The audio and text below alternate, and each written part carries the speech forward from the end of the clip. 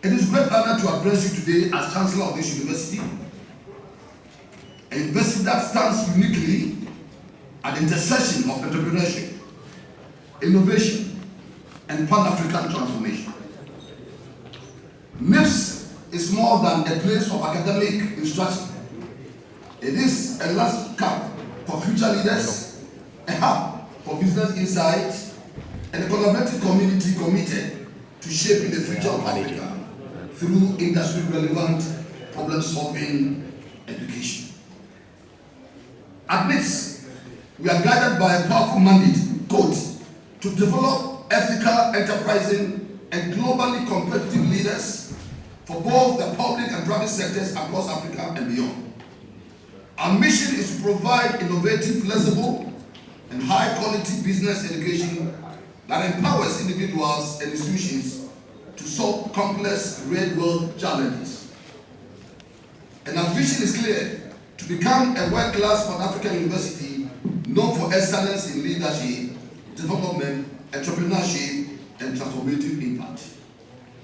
What sets NiBS apart is a blended faculty model, combining the insight of respected academics with the experiences of seasoned industry professionals. The dynamic academic ecosystem ensures that our students benefit from both theoretical depth and practical relevance, preparing them to lead with agility and confidence. Our programs are designed to reflect the realities of modern economy, from business strategy to financial technology, from public policy to sustainability and innovation. NiBS fosters a learning environment where critical thinking, adaptability, and creativity are not only encouraged, but they are also expected. Beyond the lecture room, NiBS actively builds global academic and professional partnerships, giving students access to internationally accredited programs, exchange opportunities, and dual degree pathways, and yet will remain deeply rooted in the African development agenda, committed to providing homegrown solutions to continental challenges. Our diverse student body, representing various African countries, embodies our Pan-African mission. This is more than education. That sees Africa not just as a place of potential, but as a continent of imminent transformation. To the graduating class of 2025, congratulations. You have preserved through intellectual rigor, sleepless nights, demanding projects, and a rapidly changing global landscape. And today, you stand triumphant, ready to take your place in shaping the world. But remember this: NiBS did not simply prepare you for a career; it prepared you for a purpose. The PhD training program is supposed to make you more analytical, to shape policy. You are now custodians of the values we hold here. 1, integrity in leadership. 2, excellence in service. 3, a vision grounded in Africa's transformation. And 4, the courage to challenge the status quo. Your graduates into the world marked by volatility, economic uncertainty, technological shifts, and global realignments. Yet these challenges are also opportunities for those prepared to think boldly and lead responsibly. So I urge you: 1, apply research training you have acquired in informing public and business policy.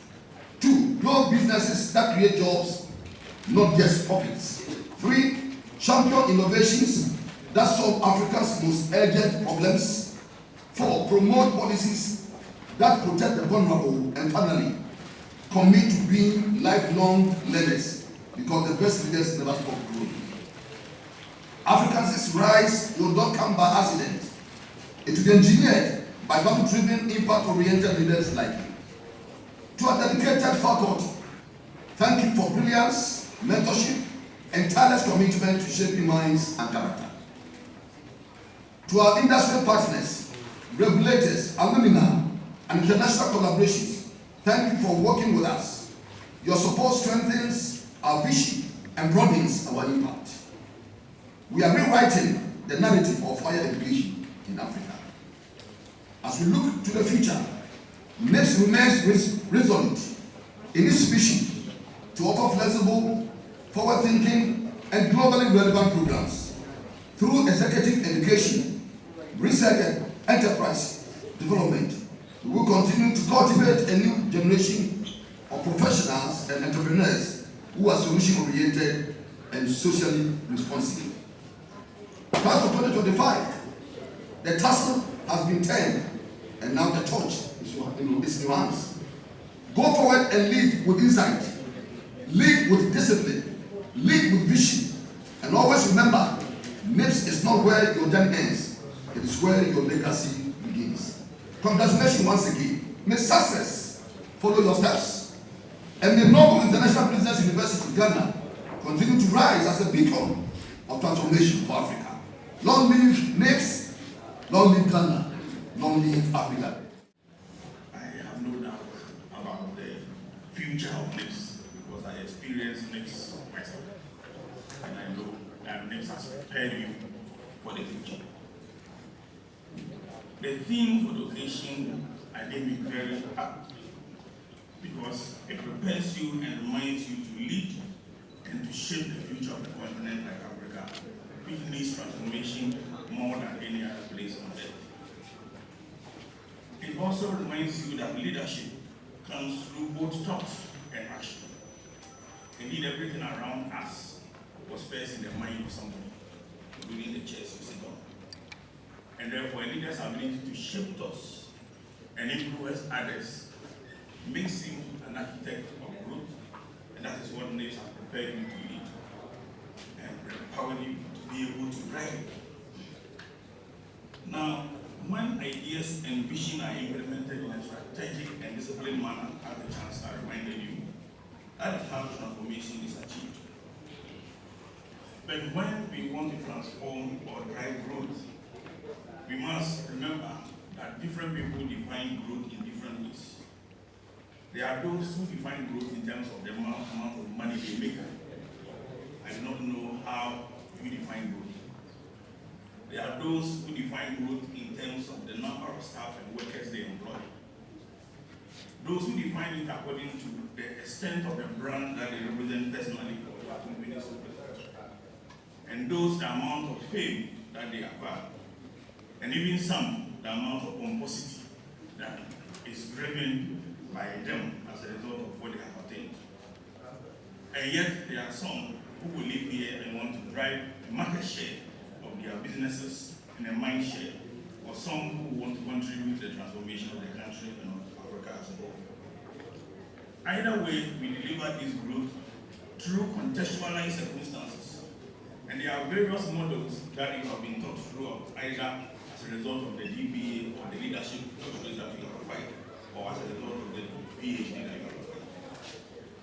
But these models have only prepared you and must be contextualized. After all, the title doctor that will be conferred upon you is evidence that you are capable of doctoral knowledge. And unless you can contextualize that knowledge, you will be doing nothing but repeating that which you were taught. The real transformation is when you are able to apply that knowledge to the circumstances around you. Otherwise, we remain where we were before you became a doctor. I have had several occasions to complain that in Africa, in particular in this country, we manage our economies as if everybody drinks Starbucks on the way to work in the morning. When the real truth is that majority buy cocoa or eat food or eat eba, depending on which country you are coming from. And therefore, unless our knowledge is able to relate to how market queens bring us food and how we can modernize that approach in order to reduce the price of goods, we will keep applying methods of inflation that are designed elsewhere without realizing, for example, that the market queen who sells plantain has only 4 days to dispose of the green plantain and must learn how to give credit to when the plantain is ripe to those who do calculo and kelewele. And unless you understand that this plantain is what defines a value chain, you may continue describing the value chain of other countries without realizing that Fufu has its own value chain. And this is what I mean by contextualized knowledge. Because unless we apply knowledge to the things around us, we will be solving other people's problems. After all, strategy depends on the rank of the ladder you occupy. And I encourage you that as you step out here, remember that the real problems are around us. I'm aware that your personal brand will be enhanced when the doctorate degrees are conferred on you. Mine was two. But that new title can either empower you to become composed or empower you to desire to solve problems. The problems that you left before you came here today are not going to go away. One of them will be the way we see things in Ghana.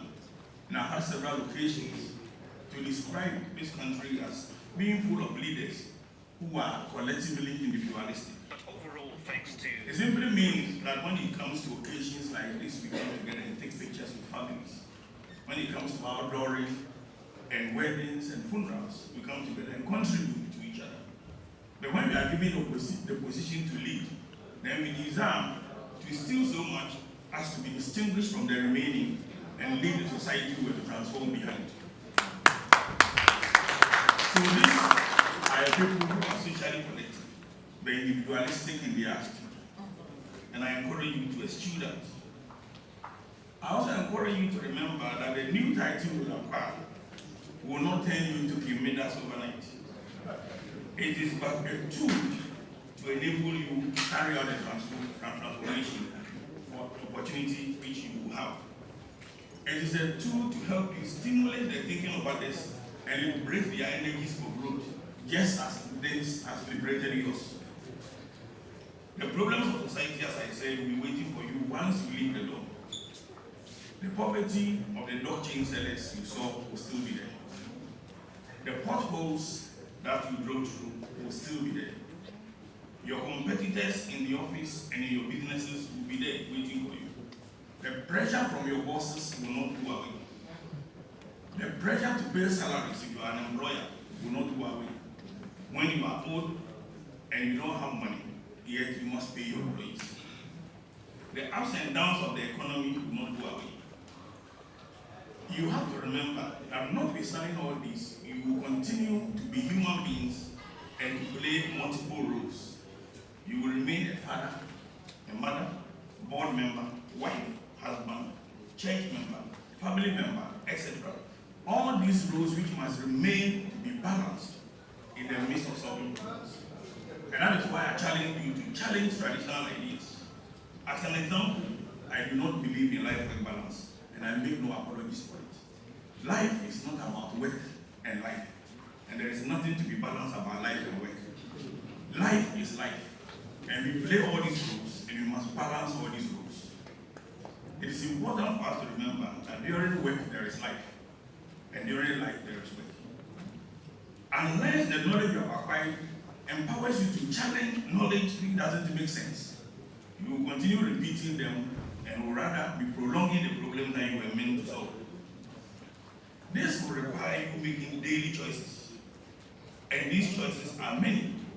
And I've already drawn your attention to our collective individualism as a nation. But it will be affected also by your daily thoughts and what you focus on. Your new leadership role will require you to make conscious efforts in making these choices. One choice, as I've indicated already, is to enable you to escape from the problems by enriching yourself so you can be worshipped. The other is to enable you to lead through growth and transform collectively so that collectively we can transform Africa. Remember that as a leader, you are entrusted to transform. The problem with many leaders I encounter in my daily life is that they assume that transformation is about tomorrow. It is not. Transformation is about solving the problems created yesterday, solving them today, and making them relevant to tomorrow. So you are charged with both the past, the present, and the history, and the future, to make your solutions future fit. And you will not escape the ups and downs. Life itself is full of oscillation. Resilience will be defined by your ability to survive the difficulties and nevertheless achieve the goal. You will face what I call attractive distractions, and there are many. The desire for wealth I have mentioned, the desire for fame, and others which may lead you to drive towards lack of transparency, and this is what will lead to people distrusting you. Meanwhile, trust is the most important quality in leadership. It enables followers, believers, and make excuses for us even when we are wrong. So growth and transformation is about multiplying. And in a small economy like this, those who acquire doctorate must be prepared to help us transform and drive productivity in whatever angle that we find ourselves. And the only true evidence of the doctorate you receive today is your ability to multiply this knowledge, or use this knowledge to multiply the productivity of our society, and your ability to stimulate new thinking. But driving growth requires action. And at various times, you will be presented with opportunities to drive growth. By spotting that opportunity, you will be having the chance to be able to achieve what you believed before you came to this university. But identifying opportunity through the crisis and the trends is very important. As I said some time ago in one of my plenty tweets I give, he who cannot spot transformation in trends or transformation during crisis cannot transform after the crisis is over. So the crisis will come, but that is the best time to spot transformation opportunities. Before I congratulate you, however, I want you to understand that the key issue is to remember the transformation definition in mathematics. Yes, I'm a lawyer, among others. But when it comes to transformation, it is important to refer to the mathematics. What I was trying to point out is that the problems that we face today, every society, not necessarily Ghana, were problems which were largely created yesterday. So whenever anybody has a chance to solve problems, the key thing is to find out, or is the key approach to take is to ensure that you are not only solving today's problems, but making the solutions future fit. Because at times, the solutions we provide today create the problems of tomorrow. The other thing I try to point out is that we should not see the future as only tomorrow. But the future is a continuous movement of present to present. So anytime we are solving problems, we should look at the fact that we need to start providing the solutions as much as possible, immediately, so to speak. We don't have to wait for long before we start initiating solutions. That's the charge I was giving to the new doctorates, graduates. Anybody who either takes an academic degree or a professional degree enhances his or her knowledge to be able to solve problems. And I'm saying in solving problems, take an attitude that recognizes that you are dealing with problems created from activities of the past, dealing with solutions that is helpful for today and also helpful for tomorrow by creating a lesser problem for tomorrow. That's all I'm trying to say. It's a question of the business community. We don't only exist in a business community. We exist in a public community, in private community, the community as a whole. The people who graduated don't consist only of businesses. There are public servants in it. There are private citizens in it who are not necessarily in business. I think I did hear there was a reverend even in it. So wherever you find yourself, provide solutions that addresses the needs of society. And my point is, make it contextual. At times, we tend to apply knowledge by solving problems of other people instead of the problems around us. That is why I brought it all the way down to the simple issues of market and how we sell and all that. Those are the problems we face every day. And I also try to point out that because you acquired a doctorate degree doesn't mean that the problems are gone. The problems that you left will be waiting for you. And in solving them, take the right attitude. That is